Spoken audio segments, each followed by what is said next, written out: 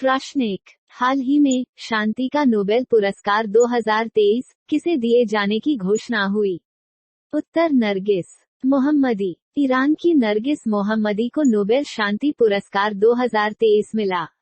Iran की महिलाओं पर हो रहे अत्याचारों के खिलाफ आवाज बुलंद करने वाली मानवाधिकार कार्यकर्ता नरगिस मोहम्मदी को नोबेल पुरस्कार से नवाजा गया है। प्रश्न 2, हाल ही में पीएम नरेंद्र मोदी ने कहां पर दिव्यांगों के लिए देश के पहले हाईटेक स्पोर्ट्स ट्रेनिंग सेंटर का उद्घाटन किया? उत्तर ग्वालियर, मध्य प्रदेश। पीएम मोदी ने देश के पहले हाईटेक स्पोर्ट्स ट्रेनिंग सेंटर का उद्घाटन किया। नाम Atal Bihari training centre for दिव्यांग स्पोर्ट्स। दिव्यांगजनों के लिए देश का पहले उच्च तकनीकी वाले खेल प्रशिक्षण केंद्र का उद्घाटन किया। इसका नाम पूर्व प्रधानमंत्री श्री अटल बिहारी वाजपेयी के नाम पर रखा गया है। प्रश्न 3, हाल ही में नोकिया ने कहां पर 6G प्रयोगशाला की स्थापना की? उत्तर बेंगलुरु। ये भारत में नोकिया की भारत में अपनी तरह की पहली परियोजना है। बेंगलुरु में नोकिया की 6G प्रयोगशाला सिर्फ एक शोध सुविधा से अधिक है। यह उद्योग के हितधारकों के बीच नवाचार और सहयोग के लिए एक केंद्र है। केंद्रीय दूरसंचार मंत्री अश्वनी वैष्णव। प्रश्न 4, हाल ही में दिलीप नोगमेथेम को किस भाषा में बाल साहित्य पुरस्कार दिया गया? उत्तर मणिपुरी। दिलीप नोगमेथेम को उनकी पुस्तक एबेम्मा अमासुंद नगाबेम्मा जो के कहानी संग्रह है उसके लिए प्रदान किया जाएगा। युवा साहित्य पुरस्कार 2023 के लिए मणिपुरी भाषा का साहित्य अकादमी युवा पुरस्कार कवि परशुराम थिंगनम को दिया गया। प्रश्न 5, हाल ही में पीएम नरेंद्र मोदी ने किस राज्य में सड़क का केंद्रीय जनजातीय विश्वविद्यालय स्थापित करने की घोषणा की? उत्तर तेलंगाना। केंद्रीय मंत्रिमंडल ने तेलंगाना में सड़क का केंद्रीय जनजातीय विश्वविद्यालय की स्थापना को मंजूरी दी। इसके लिए 889.07 करोड़ रुपए की धनराशि का प्रावधान होगा।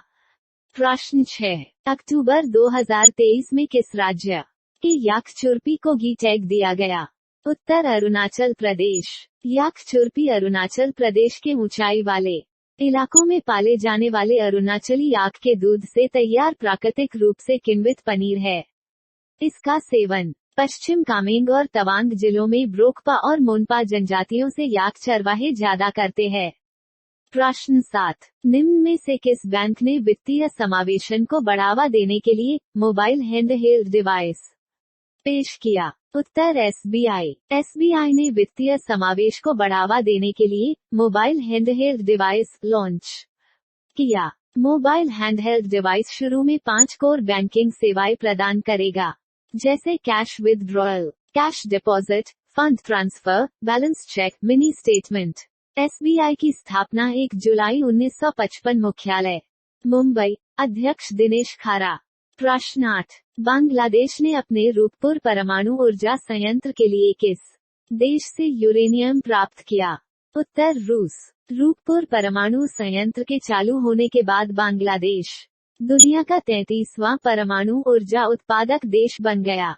प्रत्येक इकाई की क्षमता 1200 मेगावाट बिजली उत्पादन करने की है। प्रश्न 9, हाल ही में किस केंद्रीय मंत्री ने नई दिल्ली में आतंकवाद विरोधी सम्मेलन का उद्घाटन किया? उत्तर अमित शाह। केंद्रीय गृह मंत्री अमित शाह ने तीसरे आतंकवाद विरोधी सम्मेलन का उद्घाटन किया। अमित शाह ने कहा कि सभी राज्यों में राष्ट्रीय जांच एजेंसी NIA के दायरे में एक समान आतंकवाद विरोधी संरचना स्थापित की जानी चाहिए।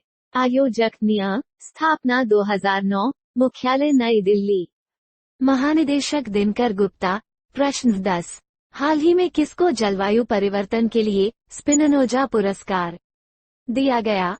उत्तर doctor Joyeeta Gupta. Professor doctor Joyeeta Gupta को जलवायु परिवर्तन के लिए स्पिनोजा पुरस्कार मिला। भारतीय मूल की प्रोफेसर डॉक्टर जोइता गुप्ता को जलवायु परिवर्तन में उनके कार्य के लिए डच विज्ञान में सर्वोत्तम सम्मान स्पिनोजा पुरस्कार मिला है। नीदरलैंड के शिक्षा, विज्ञान और संस्कृति मंत्री रॉबर्ट डिक ग्राफ द्वारा दिया गया है।